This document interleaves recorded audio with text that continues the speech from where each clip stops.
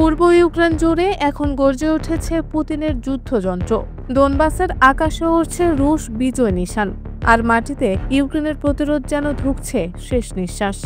একের পর এক ফ্রন্টলাইন ভেঙে রুশ সেনারা এখন ইউক্রেনের গুরুত্বপূর্ণ দুই শহর পোকরভস্ক ও কুপিয়ানস্ক ঘিরে ফেলেছে। আন্তর্জাতিক সংবাদ মাধ্যম বলছে, এই দুই শহর ঘেরাওয়ের মাধ্যমে পূর্ব ইউক্রেনের যুদ্ধ পরিস্থিতি নাটকীয়ভাবে বদলে দিয়েছে রাশিয়া।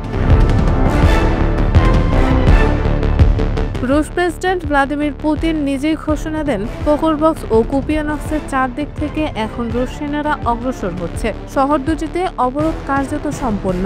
আন্তর্জাতিক পর্যবেক্ষকদের সরেজমিনে পরিস্থিতি দেখার আহ্বানও জানিয়েছেন তিনি।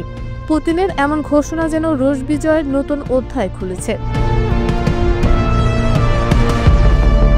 অন্যদিকে ইউক্রেনীয় সেনারা বলছে, তারা এখনও কঠিন লড়াই চালিয়ে যাচ্ছে।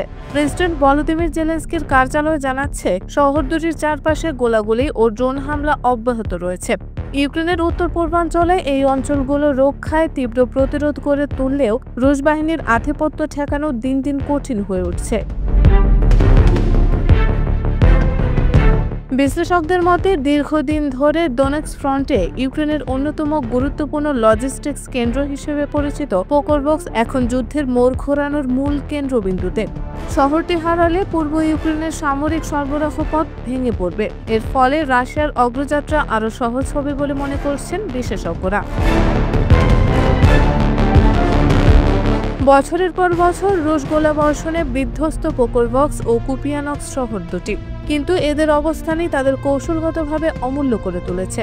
একাধিক সরবরাহ মহাসড়ক ও রেলপথের সংযোগস্থলে অবস্থিত পোকরভস্ক রুশ বাহিনীর জন্য হয়ে উঠতে পারে নতুন ঘাঁটি।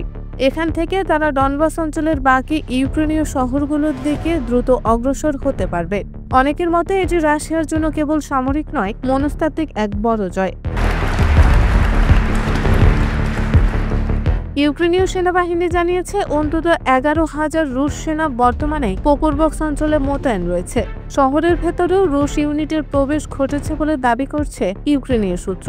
জেলেনস্কি আগে সতর্ক করেছিলেন, পোকরভস্ক ও কোস্তিয়ান্তিনোভকা শহর রাশিয়ার নিয়ন্ত্রণে গেলে পুরো ডোনবাস অঞ্চলে নতুন করে যুদ্ধের দিক বদলে যাবে। অন্যদিকে ইউক্রেনীয় সেনাপ্রধান জানিয়েছেন, এখন তাদের প্রধান লক্ষ্য সরবরাহ পথ নিরাপদ রাখা এবং শহরে প্রবেশ করা রুশ পদাতিক বাহিনীকে নির্মূল করা।